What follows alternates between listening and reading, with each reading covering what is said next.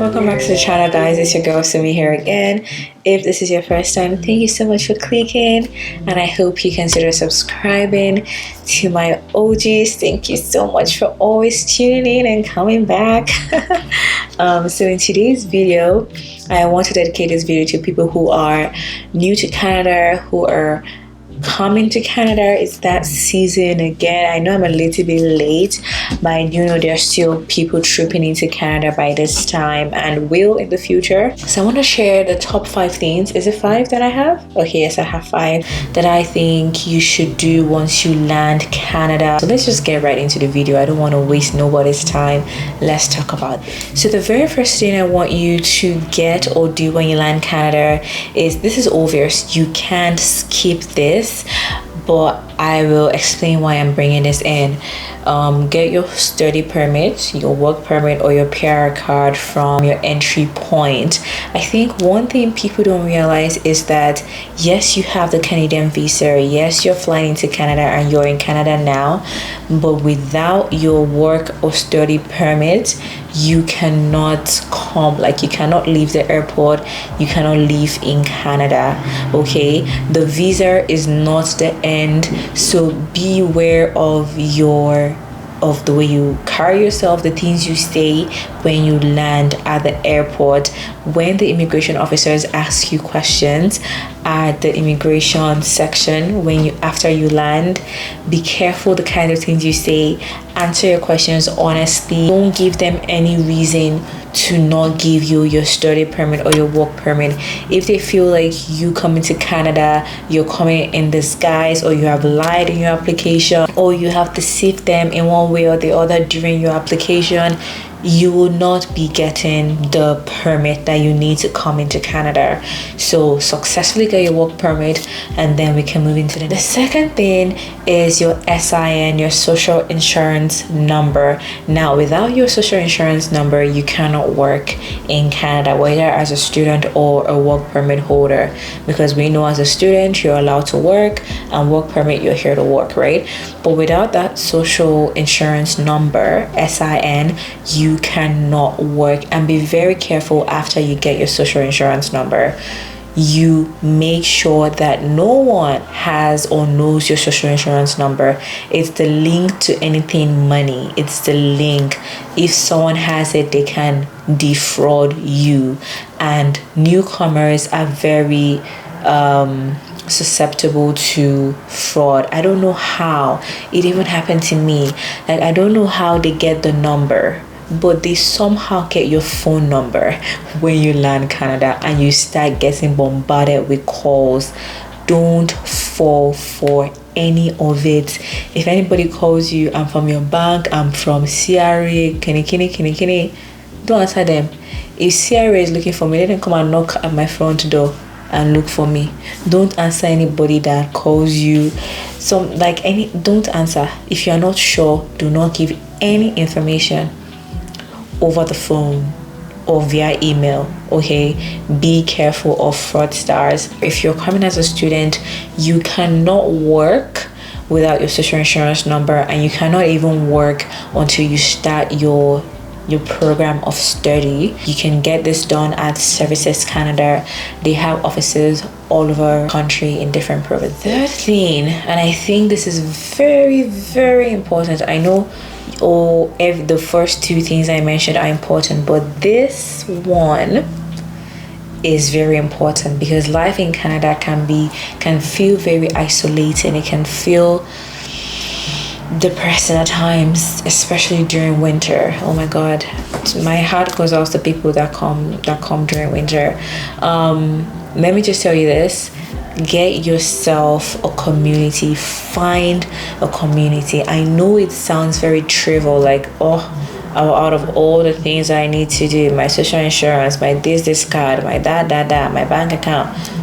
I know those things are important, but you see, community, you don't want to be an island in this country. First of all, island, they work for here. Like, if you're an island, how do you want to make connections, to get good jobs, to know the right places, to get things, to I know I gave you tips on where to go, I know, but still, in your environment and the circle that you find yourself, find a community. You don't want to be isolated. People get into depression a lot, especially during winter, so you don't want to be in that category. You don't want to find yourself trapped in that hole of depression. But if you ever do find yourself in that situation, BetterHelp has got your back, and at this junction I'm going to thank them for sponsoring this video. If you're feeling stressed, if you have anxiety, if you're feeling depressed, whether it's the winter season or it's not the winter season, BetterHelp can help you. It's all online, it's remote. If you sign up with my link, you get a 10% discount. You fill out a questionnaire. Once you're done with that, you get matched to a credentialed therapist who you can speak to. And like I said, it's all online. Even if you're new to Canada, you don't have to start navigating to any location. Everything happens remotely and you can connect to your therapist. So yes, having a community is really important. My few options for building a community are church. See, I'm not saying go to church just for the sake of finding a community, but honestly, it's one of the best places to go if you don't know where to start, if you don't know where to go. And they're always willing to help. They're always willing to connect you to who you need to be connected to, whether it's fellow students or fellow colleagues, or just it's a great place. Or the mosque, or even your school. If you join some social clubs and some extracurricular activities and clubs in school, you're able to meet people there. If you're not able to talk to them in class, you can meet people at one of those clubs. That like every school has several clubs because they like engaging students, and everyone's into mental health now and making sure that everyone's mental health is good. So schools and even workplaces are taking that into consideration. So find yourself a community. Please do not be an island in this country. It is hard being alone. Like, don't be a loner, please. I beg you, because Canada is boring.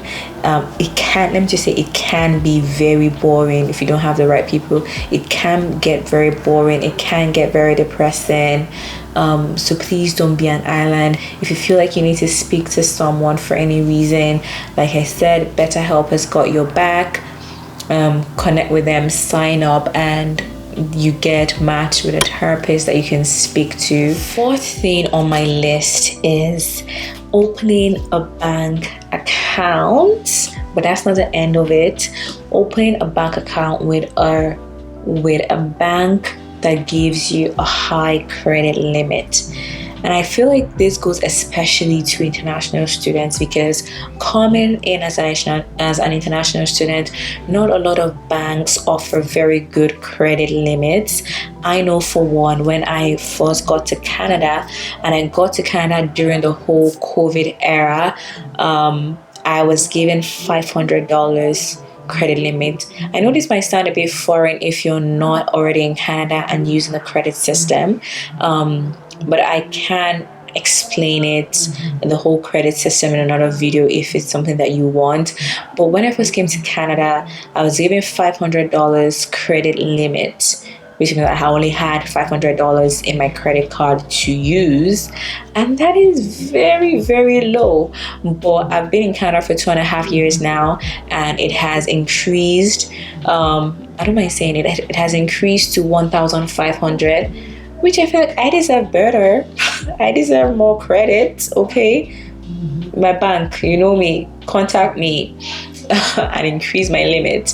But yeah, it has increased. I wish I did more research because a friend of mine then had gotten around 1,000 or 1,005 for her credit limit, and I got 500. And I'm guessing, I don't know, but I'm guessing by now her credit limit would have increased because of being in Canada for the same amount of time, right? So it's always nice to have a good start. It always they tend to contact you to increase your credit limit. I don't want to contact my bank to increase my credit limit, because when I do that, they have to do a hard check on my credit card, which reduces my credit score, and I don't want that. But when they offer it to you without you asking, your credit score is not affected, if you get the gist of it. Okay, so it's really important to find a bank that will give you a high credit limit, because when you have a high credit limit, you're able, I'm using my hand, you're able to have a low utilization rate.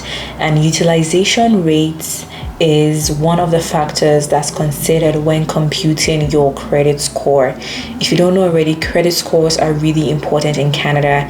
Your credit score determines, like when you want to get a house, when you want to get a car, it really helps you. So you need to start working on your credit score immediately you land. But I feel like this credit card and everything deserves a video on its own, so I'll film that. Let me just give a quick example. So let's just say you have a $10,000, oh lord, please give me $10,000 credit limit.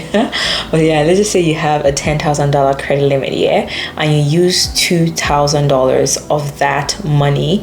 That is a very low utilization rate. That is 20% of your credit limit. So 10,000, you're using 2,000, that's 20%, which is very good.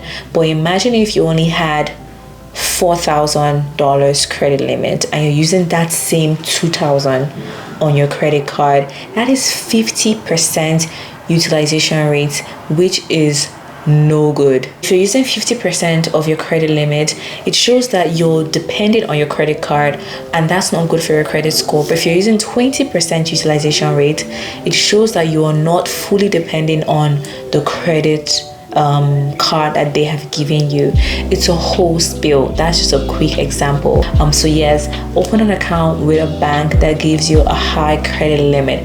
The highest you can find, and if other factors within the bank aligns for you, please open an account with them. So yeah, that's the fourth one. And the fifth one I would say is I'm going to merge a couple. So if you're a student, go get your school card. At least for my school, my student card gave me access to the bus, and I was able to basically ride the bus for free, but technically I had paid for it within my tuition somewhere. So go activate the cards that you need. If you're in BC, go get your BC ID.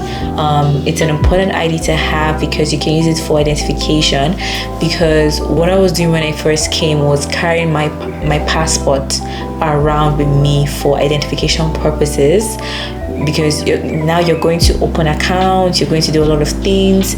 An ID card will be needed a lot of times, and you don't want to be carrying passports around. What if you lose it? Then you have to start finding your way to Ottawa and the rest. We don't want that.